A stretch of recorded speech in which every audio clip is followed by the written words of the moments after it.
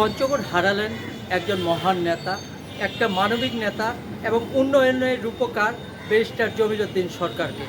আজ ভোরে আসলে ঢাকার একটি বেসরকারি হাসপাতালে তিনি চিকিৎসাধীন অবস্থায় কিন্তু ইন্তেকাল করেন। ইন্না লিল্লাহি ওয়া ইন্না ইলাইহি রাজিউন।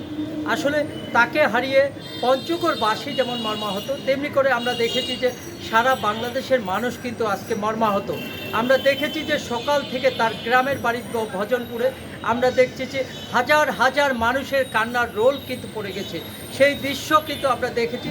আমরা পার্টি অফিসে বিএনপির যে জেলা কার্যালয় রয়েছে সেখানেও আমরা দেখেছি সকাল থেকে অজোর ধারায় কাটছে, নারী পুরুষ সকলে কাটছে। তাকে হারিয়ে যে শূন্যতা সৃষ্টি হয়েছে এটি এখন কিন্তু এখানে পঞ্চগড় জেলার মানুষ কিন্তু বুঝতে পারছে।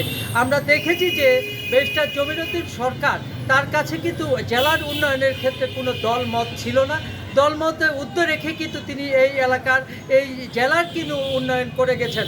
তার উন্নয়নের কৃতকর্মের কাজ কিন্তু আজকে তাকে মনে করিয়ে দিচ্ছে এখানকার মানুষকে। আমরা যদি কথা বলতে চাই যে জেলা বিএনপি এবং নেতা এবং সাবেক ছাত্রদলের অন্যতম নেতা শেখ ইনু শেখ, তার কাছে জানতে চাবো যে আমরা জেলা বিএনপি থেকে এবং সাবেক ছাত্রদল নেতা হিসাবে আপনারা কী কী কর্মসূচি নিয়ে?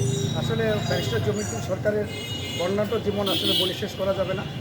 ওনার মৃত্যুর খবর পাওয়ার পর সঙ্গে সঙ্গে জেলা বিএনপি নেতৃবৃন্দ আমরা জেলা বিএনপি কার্যালয়ে বসি এবং কর্মসূচি গ্রহণ করি। কর্মসূচির মধ্যে রয়েছে যে বই খোলা হয়েছে, স্বাক্ষর সংক্রান্ত বই খোলা হয়েছে এবং 3 দিন আমরা পঞ্চগড় জেলা বিএনপির পক্ষ থেকে 3 দিন শোক দিবস পালন করব এবং ওই সে পতাকা উত্তোলন এবং কালো ব্যাজ ধারণ, এই কর্মসূচি আমরা গ্রহণ করেছি। ধন্যবাদ আপনাকে। আমরা শুনছিলাম আসলে বিএনপির একজন নেতা তিনি বলছিলেন যে আসলে তাকে হারিয়ে পঞ্চগড়বাসী যা হারালো তা অপরণীয়। এই ছিল পঞ্চগড় থেকে আমার কাছে সর্বশেষ সংবাদ।